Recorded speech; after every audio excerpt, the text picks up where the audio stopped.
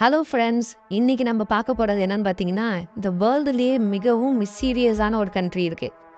அது என்னன்னு மோஸ்ட்லி எல்லாருக்கும் தெரிஞ்சிருக்கும்.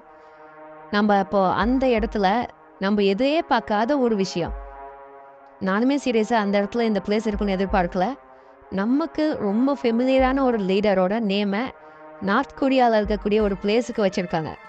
அது என்ன என்ன பிளேஸு, யார் எந்த லீடரோட நேமுன்றதை இப்போ நீங்கள் வீடியோவில் பார்ப்பீங்க. சத்தியமாக இதை நான் எதிர்பார்க்கவே இல்லை.